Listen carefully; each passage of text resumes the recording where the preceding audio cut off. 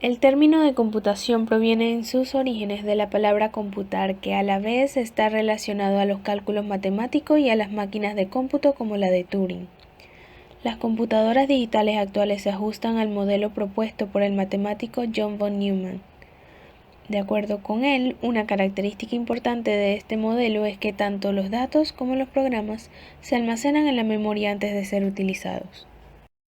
Desde la antigüedad el hombre ha inventado dispositivos que le ayuden a calcular y a procesar los datos. Existen tres tipos de dispositivos: el manual mecánico, los dispositivos electromecánicos y los dispositivos electrónicos. El manual mecánico es un dispositivo con un mecanismo sencillo que se acciona con la mano.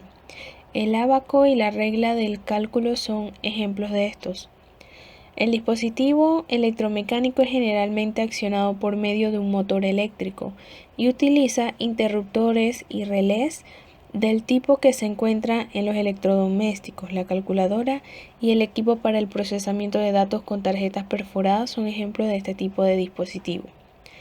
Y por último, un dispositivo electrónico es aquel como la computadora moderna que tiene como componente principal transistores, circuitos integrados y demás.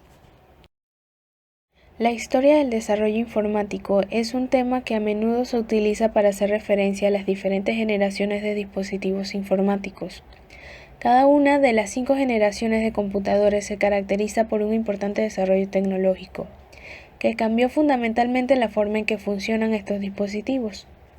La mayoría de los desarrollos principales desde la década de los 40 hasta la actualidad han resaltado en dispositivos informáticos cada vez más pequeños, más baratos, más potentes y más eficientes. Los primeros sistemas informáticos usaban tubos de vacío para los circuitos y tambores magnéticos para la memoria. Estos equipos a menudo eran enormes, ocupaban salas enteras. Además eran muy costosos de operar, además de utilizar una gran cantidad de electricidad. Los primeros computadores generaban mucho calor, que a menudo era la causa de un mal funcionamiento. Los computadores de la primera generación se basaban en el lenguaje de máquina, el lenguaje de programación de nivel más bajo, para realizar operaciones y solo podían resolver un problema a la vez. La UNIVAC y la ENIAC son ejemplos de dispositivos informáticos de primera generación. El mundo vería que los transistores reemplazaban los tubos de vacío en la segunda generación de computadores. El transistor era muy superior al tubo de vacío, lo que permitía que los computadores se volvieran más pequeños, más rápidos, más baratos, eficientes enérgicamente y más confiables que sus antecesores de la primera generación. Aunque el transistor aún generaba una gran cantidad de calor, fue una gran mejora con respecto al tubo de vacío.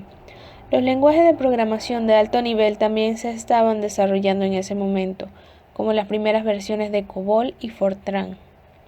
Estos fueron también los primeros computadores que alcanzaron sus instrucciones en su memoria, que pasaron de un tambor magnético a una tecnología de núcleo magnético.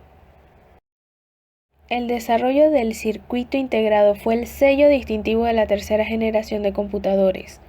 Los transistores fueron miniaturizados y colocados en chips de silicio, llamados semiconductores, que aumentaron drásticamente la velocidad y la eficiencia. En lugar de tarjetas perforadas e impresiones, los usuarios interactuaron a través de teclados y monitores, e interactuaron con un sistema operativo, lo que le permitió que el dispositivo ejecutara muchas aplicaciones diferentes a la vez, con un programa central que monitoreaba la memoria. Por primera vez se hicieron accesibles para una audiencia masiva, porque eran más pequeños y más baratos que sus predecesores. El microprocesador trajo la cuarta generación de computadoras, ya que miles de circuitos integrados se construyeron en un solo chip de silicio. Lo que en la primera generación llenaba una habitación entera, ahora cabía en la palma de la mano. El chip Intel 4004, desarrollado en 1971, ubicó todos los componentes desde la unidad de procesamiento central y la memoria hasta los controles de entrada-salida en un solo chip. En 1981, IBM presentó su primer ordenador o computador para el usuario doméstico, y en 1984 Apple presentó el Macintosh.